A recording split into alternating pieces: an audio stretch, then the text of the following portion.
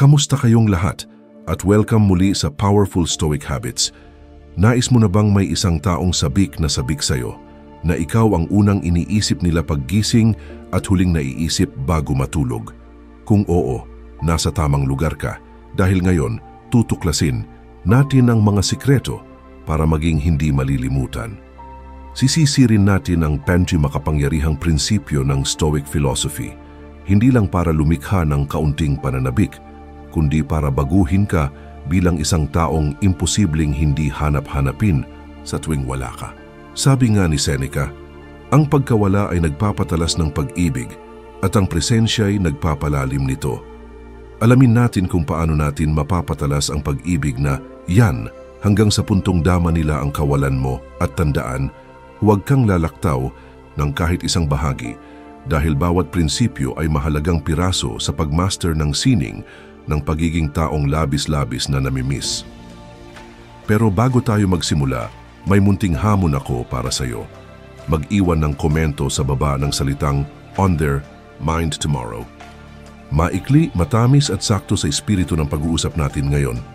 At syempre, nakakatuwang makita kung ilan sa inyo ang sasali. Ngayon, handa ka na ba?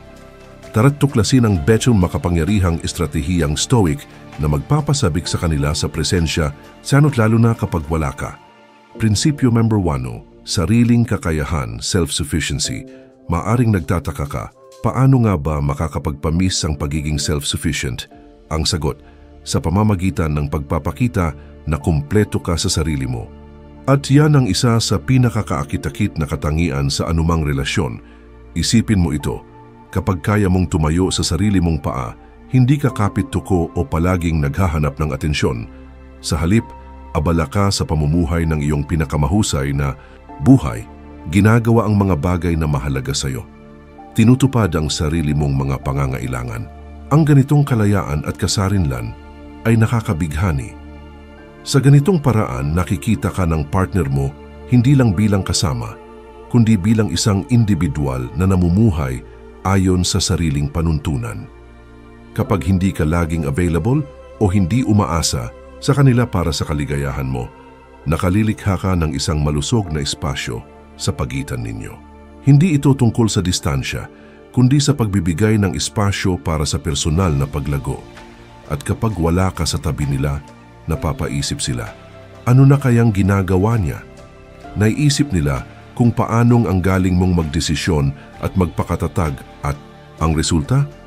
Namimiss nila ang independent buhay na bersyon mo, kaya yakapin mo ang sariling kakayahan mo. Hindi ito paglayo, kundi paghila sa kanila palapit sa pamamagitan ng respeto at paghanga sa kung sino ka. At tandaan, habang pinapalago mo ang sarili mong kasarinlan, mas madalas kang magiging laman ng isip nila, hindi lang bukas, kundi sa mga darating na araw. Prinsipyo number 2, kontrol sa emosyon. Iniisip mo siguro, kontrolin ang emosyon. Ang gusto ko lang naman ay mamiss ako. Pero narito ang sikreto. Ang pagkakaroon ng kontrol sa emosyon ay parang pagkakaroon ng renda ng isang mabangis ngunit makapangyarihang kabayo. Ito ang tumutulak sa direksyon ng relasyon mo. Isipin mo ito. Sa bawat pag-uusap, kalmado ka, panatag, kahit pa mainit ang usapan o may hindi inaasahang liko, nananatili kang composed. Ang ganitong emosyonal na kontrol ay hindi lang nakaka-impress kundi nakaka-intriga. Bakit? Dahil tulad ng sinabi ni Marcus Aurelius, may kapangyarihan ka sa isip mo, hindi sa mga panlabas na pangyayari. Kapag nauunawaan mo ito, matatagpuan mo ang tunay na lakas. At kapag naipapakita mo ang ganitong klaseng lakas, hindi ka madaling kalimutan. Kapag hindi ka basta-basta natitinag, may misteryong nabubuo. Ano kayang nasa isip niya? Iniisip nila. Sanay silang emosyon ang nagpapagalaw sa'yo. Pero ngayon kalmado ka, tahimik, may lalim. Ang mastery ng emosyon ay hindi pagiging malamig o robot. Ito'y tungkol sa pagtugon, hindi padalos-dalos na reaksyon. At kapag pinili mong magsalita mula sa puso, hindi ito madalas, pero totoo, malalim, at tumatatak. At ano ang epekto? Namimiss nila ang init ng maingat mong paglalambing, kaya manatiling mahinahon. Maging mapagmasid at hayaang ang isip nila ay gumala pabalik sa iyo. Tandaan, Itago mo ng kaunti ang emosyon mo. Iwanan sila ng tanong. Iniisip mo rin ba, ako bukas, waswanisan, dahil sa laro ng pag-ibig, isang patak ng misteryo ay makapangyarihang sandata. Prinsipyo, number 3. Mapanlikhang komunikasyon, intentional communication. Naisip mo na ba kung paano kaya ng ilang salitang piliin lang ay magpapanabik sa isang tao? Dito pumapasok ang intentional communication, ang sikreto mong sandata. Ang intentional communication ay ang sining ng pagpili ng salita. Makabuluhan, may lalim at may layunin. Hindi ito basta pagsasalita. Ito'y paglikha ng koneksyon na tunay na tatatak. Sabi nga ni Seneca, magsalita ka ng may saysay para marinig ka pang muli. Ang layunin ay hindi lang makausap, kundi mapanabik silang muli sa karunungan mo, sa katatawanan mo, sa natatangi mong pananaw. Isipin mo ito. Tuwing nagsasalita ka, may layunin kang umunawa, magpabatid at magbigay ng halaga. Hindi ka lang nagsasayang ng salita. Naghuhulma ka ng karanasang hindi malilimutan. At kapag wala ka na, nananatili ang mga salita mo sa isip nila. Umaalingaw-ngaw ang tinig mo sa alaala nila. Mas lalo ka nilang hinahanap. Sa ganitong uri ng komunikasyon, nabubuo ang interes at misteryo. Hindi lang usapan ang namimiss nila, kundi ikaw mismo bilang taong may lalim. Kaya gamitin mo ng wasto ang iyong boses. Piliin ang mga salita mo. Magsalita ng may charm, may isip at may damdamin. At panoorin mo kung paano kanila hahanapin muli. Prinsipyo number 4, pagtanggap sa pagkawala, acceptance of absence. Narito ang isang kakaibang pananaw. Paano nga ba ang pagtanggap sa panahon ng pagkakahiwalay ay siya pa mismong mas nagpapalapit sa inyo? Parang salungat sa inaakala, di ba? Pero heto ang totoo, kapag niyakap mo ang mga panahong wala kayo sa piling ng isa't isa, mas lalong tumitindi ang pananabik nila sa iyo. At sa pagbabalik ninyo sa isa't isa, mas lalong lumalalim ang koneksyon. Isipin mo ito, ang pagkawala ay hindi lang basta nagpapamiss. Ito rin ay nagbubunsod ng pag-aasam at pasasalamat. Kapag tinanggap mo at higit pa, pinahalagahan mo ang mga sandaling magkalayo kayo, pinapakita mo na buo ka sa sarili mo. Ipinaparamdam mo na nauunawaan mo. Ang tunay na koneksyon ay hindi nakasalalay sa palaging magkasama, kundi sa kalidad ng ugnayang emosyonal ninyo. Sabi nga ni Epictetus, kalayaan ang tanging layuning karapat-dapat sa buhay. Palayain mo ang sarili mo mula sa pangangailangang kumapit palagi. At panoorin kung paano nagbabago ang dinamika ng inyong relasyon sa ilalim ng liwanag ng kalayaang yan isipin mong ginagawa mo ito. Sa halip na sunod-sunod ang mensahe, magbigay ka ng kaunting espasyo. Hayaan mong ang katahimikan sa pagitan ninyo ay maging bukal ng kuryosidad at munting misteryo. Sa ganitong paraan, hindi ka nagiging bahagi lang ng araw-araw nilang rutina, nagiging highlight ka. Ikaw ang moment na inaabangan nila, itinuturo ng prinsipyong ito, na maging komportable ka sa alon ng paglalapit at paglalayo. Yakapin ang mga oras ng pag-iisa. Matutong hanapin ang ligaya sa sariling presensya. At dahil dito, mas lalo kang nagiging kaakit-akit at kapanapanabik. At kapag nagkita kayong muli, parang muling panibagong simula. Mas sariwa, mas masigla, mas makabuluhan. Kaya't huwag kang matakot sa mga sandaling wala ka sa tabi nila. Hayaan mong madama nila ang pagkawala mo ng sapat para hanapin ka. Tandaan, ang absence ay hindi puwang, kundi puwang para sa pagtubo at pananabik. Kapag nagtagpo kayong muli, ramdam na ramdam ang tuwa at pagpapahalaga. Ginagawang mas mahalaga ang bawat sandali. Prinsipyo 2-5, pagkamalay sa kasalukuyan, mindfulness. Sa bawat pakikipag-ugnayan, paano nga ba nakatutulong ang pagiging lubos na present para mas lalo kanilang mamiss kapag wala ka na? Simple lang, kapag ginawa mong makabuluhan ang bawat sandali, mas dama ang pagkawala mo. Ang pagiging mindful ay nangangahulugang buo ang atensyon mo sa bawat pag-uusap, sa bawat titig, sa bawat tawa. Hindi ka lang basta naroroon, naroon ka ng buo. Hindi ka lang present sa katawan, naroroon ka pati sa isip, sa damdamin, sa diwa. At yan ang nagpapabago sa ordinaryong karanasan, ginagawang isang alaala na tumatatak. Sabi nga ni Marcus Aurelius, Gawin mo ang bawat kilos mo na para bang ito na ang huli mong pagkakataon. Ilapat mo ang aral na ito sa bawat sandaling magkasama kayo. Bawat usapan, bawat pagtawa, bawat titig. Gawin mong parang ito na ang pinakamahalagang sandali sa pagitan ninyo. Isipin mo, bawat oras na magkasama kayo, may dalang intensity ang presensya mo. Hindi mo sinasayang ang oras. Lahat ng sinasabi mo, lahat ng reaksyon mo may saysay. At dahil dito, hindi lang kayo basta magkasama. Gumagawa kayo ng mga sandaling di malilimutan.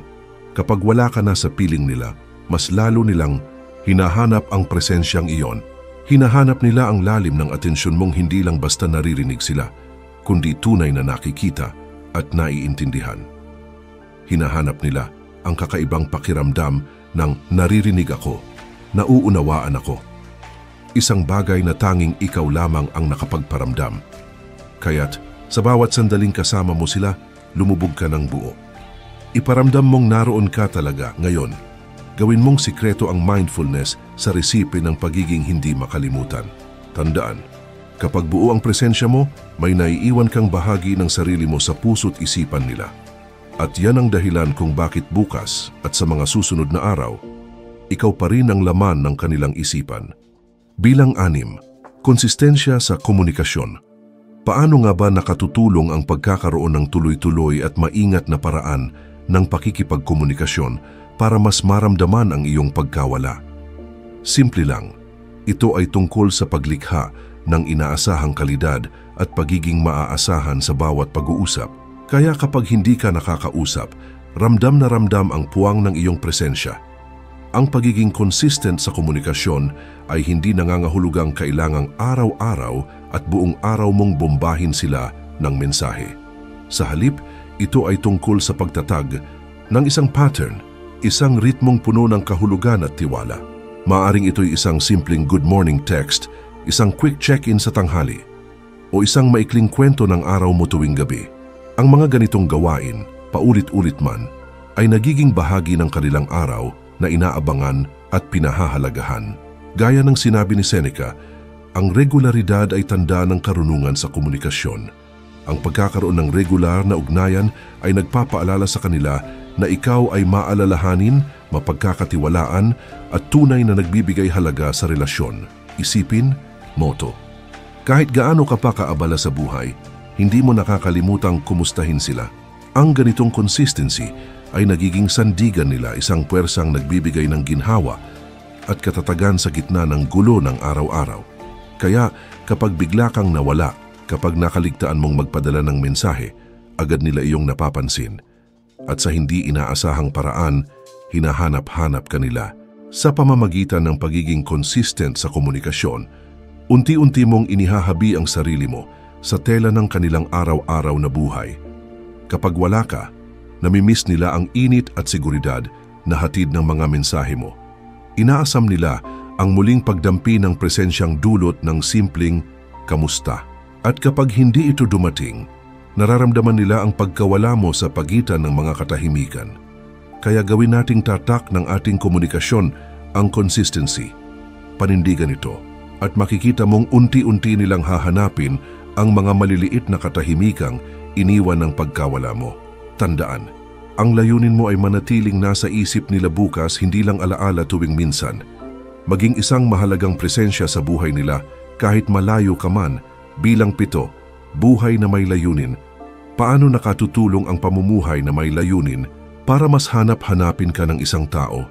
Simple lang, ito ay tungkol sa pagiging isang taong may sigasig, may malasakit at aktibong lumalahok sa mga makabuluhang bagay.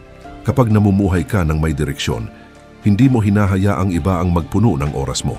Sa halip, pinipili mong bigyang saysay ang bawat sandali. Ang isang taong may layunin ay mas kaakit-akit at mas misteryoso. Ipinapakita nito na mayroon kang mga pangarap at mitiin na lampas sa inyong relasyon. Isa kang taong may ginagampanang papel sa mundo. At dahil dito, mas kahanga-hanga ka sa kanilang mga mata. Gaya ng sinabi ng pilosopong si Seneca, naliligaw ang ating mga plano dahil wala tayong malinaw na layunin. Kapag hindi alam ng isang tao kung saang daungan siya pupunta, walang hanging sapat. Kapag malinaw ang iyong mga layunin, hindi ka lang mas nakatutok. Mas dynamic at kapanapanabik kang kausap. Isipin mo ito. Ikinukwento mo ang mga proyekto mo, ang volunteer work na ginagawa mo, o ang mga malikhaing gawaing pinaglalaanan mo ng oras. Kitang-kita sa mukha mo ang sigla habang ikinukwento ang mga ito. Nakakahawa ang ganitong kasabikan at hindi nila iyon nakakalimutan. Kapag magkalayo kayo, namimiss nila ang enerhiyang dala mo. Naaalala nila ang mga kwento mong buhay na buhay at iniisip nila, ano na kaya ang bago niyang ginagawa ngayon? Sa pamumuhay na may layunin, nagiging ikaw ang taong laging lumalago, laging nagbabago. At dahil dito, bawat ugnayan niyo ay pakiramdam nila ay bago at busog sa diwa. Kapag wala ka, namimiss nila ang pagiging bahagi ng paglalakbay mong makabuluhan. Kaya yakapin mo ang iyong mga layunin. Hayaan mong ang pamumuhay mo na puno ng saysay ay magsilbing ilaw. Isang ilaw na gumigising sa kanila, humahanga sa iyo, at nagnanais na mas makilala pa ang mundo mong ginagalawan. At tandaan, habang nabubuhay ka ng may layunin, mas madalas kang sumasagi sa isip nila. Hindi lang dahil mahal ka nila, kundi dahil humahanga sila sa sigla mong yakapin ang buhay. Bilang 8, pagpigil sa matinding emosyon. Paano nga ba nakatutulong ang paghawak sa sarili pagdating sa emosyon para mas hanap-hanapin ka? Ito ay tungkol sa pagkakaroon ng balanseng dinamika kung saan ang bawat emosyon ay ipinapahayag ng maingat, may lalim at may kahulugan. Sa pamamagitan ng pagpipigil sa matinding emosyon, naiiwasan mong ilubog sila sa labis-labis na reaksyon. Maging ito man ay sobrang saya o matinding lungkot. Ito ang landas ng katahimikan at karunungan. Isang pamamaraang hinahawakan mo ang sitwasyon ng may hinahon at pinipiling magpakita ng pagmamahal na taos puso, pero hindi nakakasakal. Gaya ng sinabi ni Marcus Aurelius, ang pinakamainam na paghihiganti ay ang maging hindi katulad ng taong nanakit sa iyo. Sa konteksto ng relasyon, ibig sabihin nito'y hindi ka agad bumibigay sa bugso ng damdamin. Pinipili mong tumugon ng may pag-iisip at hindi padalos-dalos. Isipin mong may hindi kayo pagkakaunawaan, pero sa halip na sumabog, pinipili mong makinig, umintindi at magpahayag ng saloobin sa paraang may respeto. Kapag nagpapakita ka ng pagmamahal, hindi ito sa pilitan, kundi bukal sa loob. Ang ganitong balance ay nagbibigay puwang para sa pananabik. Alam nila na totoo ang nararamdaman mo, hindi lang pansamantalang emosyon. Kapag wala ka, namimiss nila ang katatagan mong hatid. Hinahanap nila ang iyong mahinahong tinig, ang iyong mga salitang may lalim. Inaasam nila ang susunod mong maingat, ngunit damdaming mensahe. Hindi ibig sabihin ng moderasyon na wala kang damdamin. Ang ibig sabihin nito ay ikaw ang may kontrol sa emosyon mo. Hindi ito ang may kontrol sa iyo. At ang ganitong stability ay lubos na kaakit-akit. Ito ang pundasyon ng respeto at paghanga sa anumang relasyon. Kaya hanapin natin ang tamang balanse sa pagpapahayag ng ating damdamin. Sa ganitong paraan, hindi lang natin pinayayabong ang ugnayan, kundi sinisigurado nating bukas, tayo pa rin ang laman ng kanilang isipan. Isa kang presensyang nagdadala ng kapayapaan, hindi kaguluhan sa buhay nila. Tandaan, sa sayaw ng pag-ibig kadalasan, ang mga katahimikan ang pinakamakabuluhan. Bilang 9, katatagan sa gitna ng pagsubok. Paano nga ba ang pagpapakita ng katatagan sa gitna ng pagsubok ay nakapagpaparamdam sa isang tao ng pangungulila sa iyo? Ito ay tungkol sa pagpapamalas na kaya mong harapin ang mga pag-ikot ng buhay. May lakas, may dignidad. Isa kang presensyang maaasahan at nagbibigay ng kapanatagan. Ang katatagan sa panahon ng pagsubok ay nangangahulugang kapag may dumating na hamon, hindi ka basta-basta sumusuko, hindi ka bumabagsak, bagkus, hinaharap mo ito ng buong tapang. Ang ganitong katangian ay nagsasabing mapagkakatiwalaan ka, malakas ka, mga katangiang kaakit-akit sa anumang uri ng relasyon. Gaya ng sinabi ni Seneca, hindi maaaring pakintabin ang isang hiyas kung walang pagkiskis, at hindi mapapanday ang isang tao kung walang pagsubok. Ang prinsipyong ito ang nagtuturo sa atin na ang kakayahang makatawid sa hirap ay hindi lamang humuhubog sa atin bilang mas mabuting tao, kundi ginagawa rin tayong isang partner na tunay na hinahanap-hanap. Isipin mo, dumaan ka sa mabigat na pagsubok pero nanatili kang kalmado, matino at marunong magdesisyon. Hindi lang respeto ang natatamo mo rito, pati paghanga. Nakikita ng iyong kapareha na hindi ka lang basta lumalaban, namamayani ka sa gitna ng unos. Kapag magkalayo kayo, ang alaala ng katatagan mo ang nagbibigay sa kanila ng kapanatagan. Namimiss nila ang lakas mo at ang pakiramdam ng seguridad kapag kapiling ka. Ang katatagan ay hindi lang basta pag-survive. Ito ay ang kakayahang muling tumayo, mas matatag sa bawat pagbagsak. Ito ang kahusayan sa paghahanap ng solusyon, pagpapanatili, kamapag-asa, at patuloy na paglakad kahit may mga balakid. Ang ganitong klaseng tibay, mental at emosyonal, ay hindi lang kaakit-akit, nakahihikayat, nakaakit, nakapagpapalapit, nahuhulog sila hindi lang sa kung sino ka, kundi sa kung paanong hinaharap mo ang buhay. Isipin mo ang mga simpleng tagpo. Nawalan ka ng trabaho pero agad kang nagsimulang maghanap muli. May positibong pananaw, may problema sa pamilya, pero ikaw ang naging lakas nila. Habang pinapanatiling buo ang sarili mong emosyon.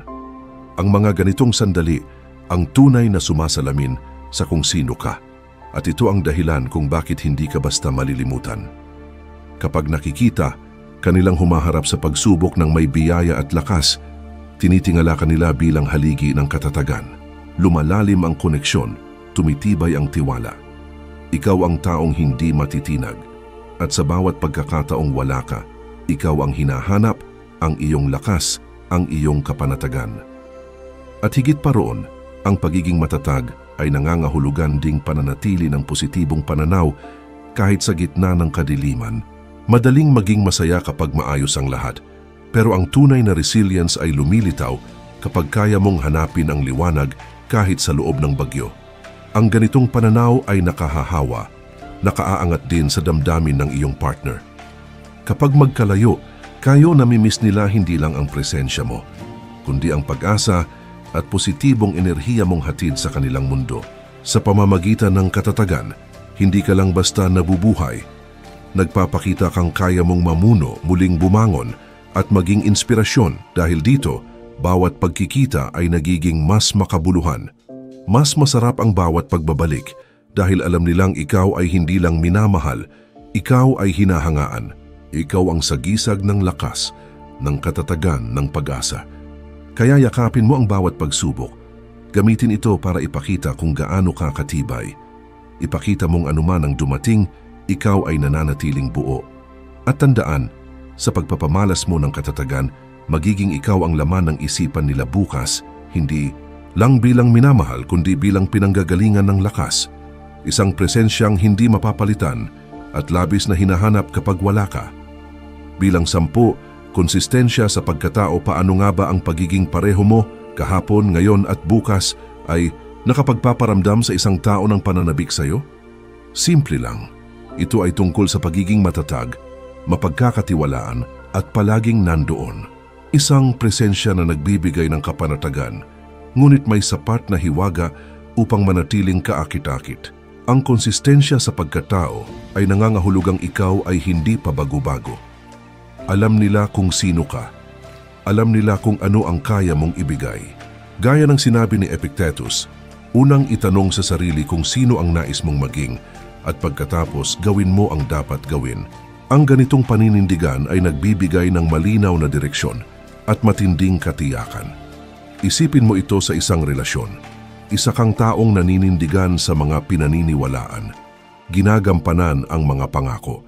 Tapat, maalaga at magalang palagi. Hindi lang ito basehan ng pagiging mabuting partner. Ito ay basehan ng pagiging sandigan.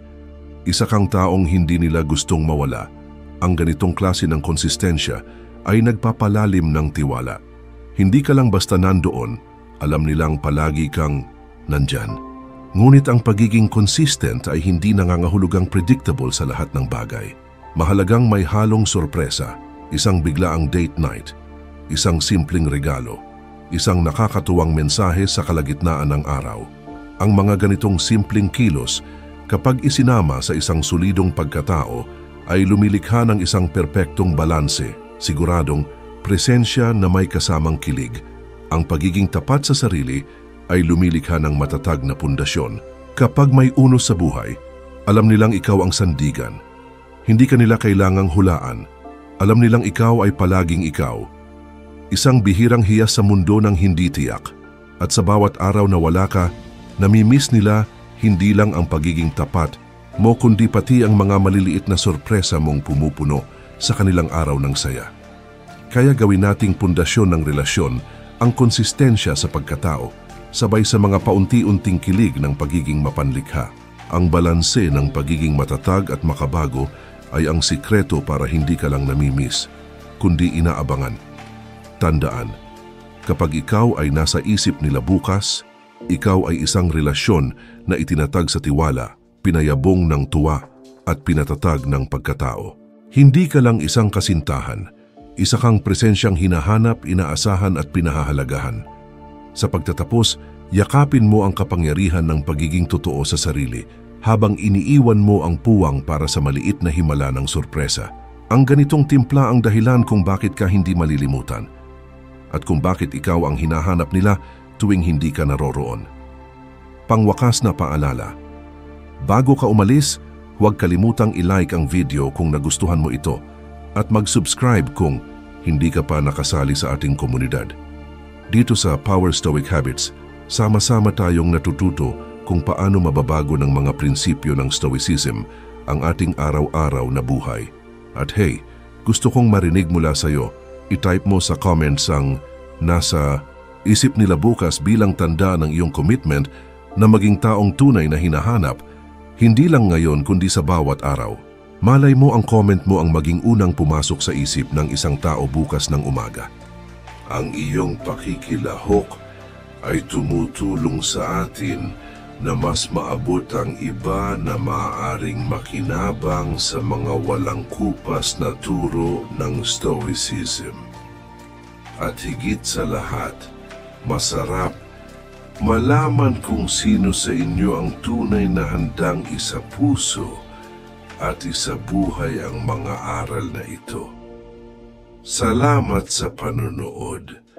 Panatilihing buhay sa puso ang mga prinsipyo ng Stoicism. Manatiling matatag, maging resilient, at patuloy na lumiwanag sa natatanging Stoic na biyaya. Tandaan, ang landas tungo sa pagiging hindi malilimutan ay nagsisimula sa sarili. Maging taong pinahahalagahan, minamahal at hinahanap araw-araw. Hanggang sa susunod na video, ingat at ipagpatuloy ang paglalakbay.